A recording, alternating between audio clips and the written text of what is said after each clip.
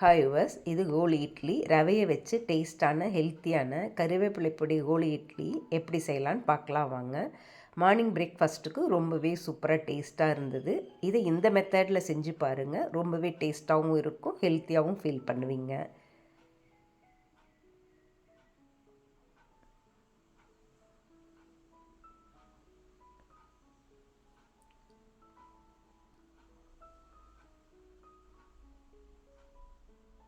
இப்போ 1 கப் ரவை எடுத்துக்கோங்க. ஒரு கடாயை வச்சு 1/2 டீஸ்பூன் எண்ணெய் விட்டுக்கோங்க. 3/4 கப் வாட்டர் எடுத்துக்கோங்க.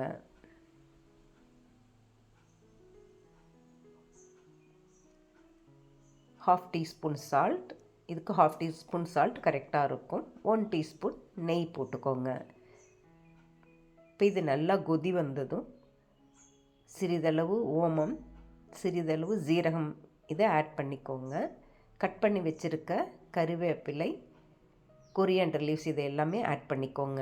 இப்போ இந்த வாட்டர் கொதி வரையில் எடுத்து வச்சுருக்க நல்லா இது போல் கொதி வரட்டும் ஒரு 2 நிமிஷம். எடுத்து வச்சுருக்க ரவையை இதில் போட்டு நல்லா இது போல் கிளறிக்கோங்க.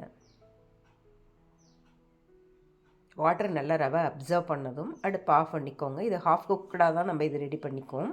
இப்போ இது ஆறுனது மிக்ஸி ஜாரில் போட்டு நல்லா அரைச்சி இது போல் எடுத்துக்கணும். அரைச்சி எடுக்கல இது போல் தான் நமக்கு கிடைக்கும். இப்போ இது கொஞ்சம் ஸ்டிக்கியாக இருக்கும், அதனால் இது இப்போ நம்ம உருண்டைகளாக நம்ம பிடிக்க போகிறோம். கையில் லேசாக வாட்டரில் நினச்சிக்கிட்டு நீங்கள் உருண்டைகளாக பிடிச்சிங்கன்னா கையில் ஒட்டாமல் அழகாக இது போல் பந்து போல் உருண்டைகளை பிடிக்க வரும். ஒவ்வொரு உருண்டை பிடிக்கும் போதும் நீங்கள் கையில் வாட்டரில் கையை நினச்சிட்டு எடுத்து பிடிச்சிங்கன்னா கையில் ஒட்டவே ஒட்டாது. இப்போ ஸ்டீமில் வைக்கிற தட்டில் நெய் தடவி இந்த உருண்டைகளை வச்சுக்கோங்க.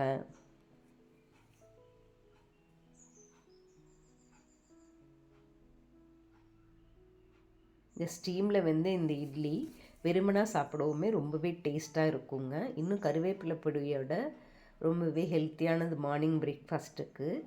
நீங்களும் இது போல் செஞ்சு பாருங்கள். உங்களுக்கு பிடிச்ச சைட் டிஷ்ஷையும் நீங்கள் ரெடி பண்ணிக்கலாம். தேங்காய் சட்னி, தக்காளி சட்னி, சாம்பார் இப்படி எல்லாத்தோடையும் தொட்டு சாப்பிட்றதுக்கு இந்த கோலி இட்லி ரொம்பவே நல்லா இருக்குங்க.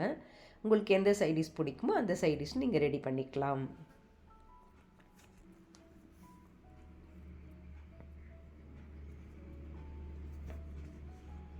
இப்போ இந்த 1 கப் 2 பேர் சாப்பிட்ற அளவுக்கு நமக்கு கோலி இட்லி கிடைக்கும்.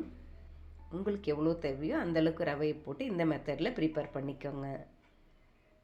இப்போ இது ஸ்டீமில் வச்சு 20 மினிட்ஸ் வேக விடுங்க.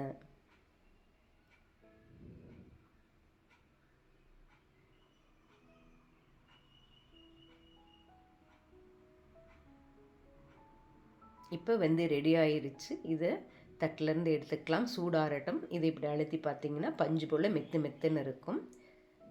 இப்போ இது சூடாக இருக்கையிலே ஒரு பவுலில் போட்டு நம்ம அரைச்சி எடுத்து வச்சுருக்க கருவேப்பிலை பொடியை ஒரு 3 டீஸ்பூன் இது மேலே தூவி விட்டுக்கோங்க.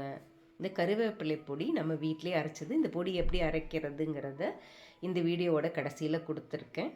அந்த மெத்தடில் இந்த கருவேப்பிலை பொடி காம்பினேஷன் அரைச்சிங்கன்னா பொடி ரொம்பவே டேஸ்ட்டாக இருக்கும். அதையும் நீங்கள் பார்த்துக்கோங்க. இதுக்கு 3 டீஸ்பூன் கருவேப்பிலை பொடி போதுமானதாக இருக்கும். கருவேப்பிலை பொடியிலையும் உப்பு இருக்கும், அதனால் உப்பு தேவையில்லை. இதுக்கு நான் மேலே தூவுறதுக்கு தேங்காய் எண்ணெய் யூஸ் பண்ணியிருக்கேன். உங்களுக்கு நெய் போட்டதுனாலும் போட்டுக்கலாம், நல்லெண்ணெய் போட்டதுனாலும் போட்டுக்கலாம்.